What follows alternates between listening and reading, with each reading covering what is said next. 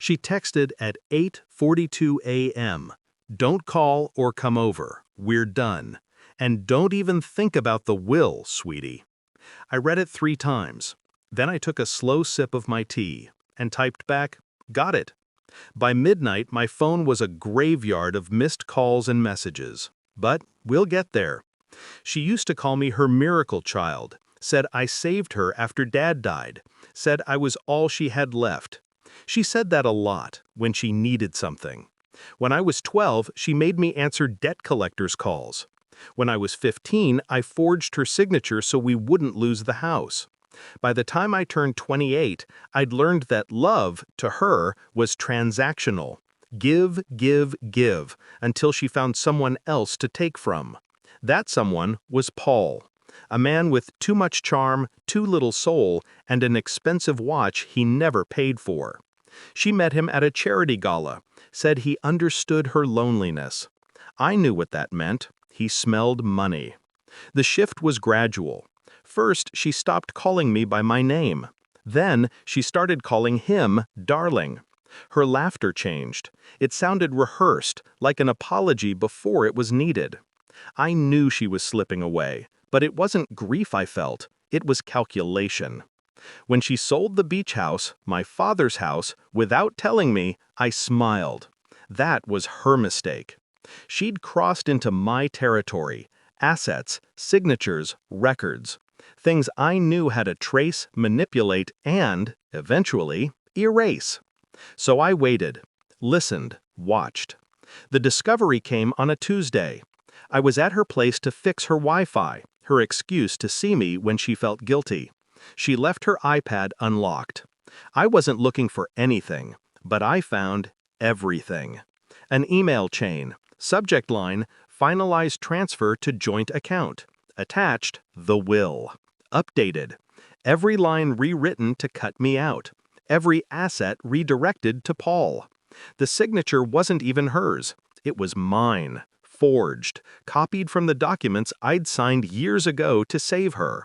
That was the moment I stopped being her child and became her reckoning. I didn't confront her. Not yet. You don't warn the storm before it hits. Instead, I called her lawyer, pretended to be her assistant. I requested a copy of the finalized estate documents for filing. He sent them within the hour. Then I called Paul. He didn't recognize my number. When he answered, his voice was smooth, expensive. "Hello?" I smiled. "Hey, Paul, it's the assistant. There's a problem with the transfer." "Problem?" "Yes," I said. "Fraud."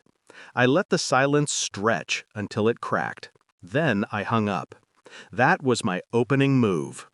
Over the next few weeks, I cleaned my digital fingerprints off everything. Deleted old emails, changed passwords, moved my assets into a trust under a friend's name. Then I fed Paul exactly what I wanted him to see. A series of anonymous bank alerts sent to my mother's phone. Suspicious withdrawals from Paul's accounts. A message from a fake account claiming he was under investigation for embezzlement. And finally, a small, precise leak to her lawyer. A copy of her previous will, naming me as the sole heir, with a timestamp dated after the new one. It didn't take long for the cracks to show. By the time she sent that final text, "We're done," I knew exactly what was happening. Paul had convinced her I was dangerous, manipulative. He probably told her I was trying to steal from her. Projection always comes easy to thieves. So I didn't call, didn't beg, didn't explain. I just sat there, stirring honey into my tea while the seeds I'd planted took root. 2 weeks later, the bank froze her accounts. The lawyer called the police, claimed someone had forged her will, and Paul vanished. He drained the last of her money and disappeared to somewhere with weak extradition laws. Classic. When she realized what he'd done, she tried calling me. First once, then 10 times. By midnight, the notifications filled the screen. Missed calls, voicemails, messages. Her last text read, "Please, I need you. I made a mistake." I didn't respond. I didn't need to. She was living in the silence she once gave me. I didn't ruin her. She did that herself. All I did was hand her the mirror and let her see what she'd raised. The lawyers sorted through the mess for months. The will she'd tried to fake was declared invalid. Without Paul, without me, she had nothing. I never asked for her forgiveness, and she never offered it. But last week, a letter came from her nursing home. A nurse had written it for her. Her hands were too weak now. It said, "I kept your father's watch for you. I want you to have it." I didn't reply. I already have one. Paul's. It stopped ticking the night I poured my tea and said, "Got it."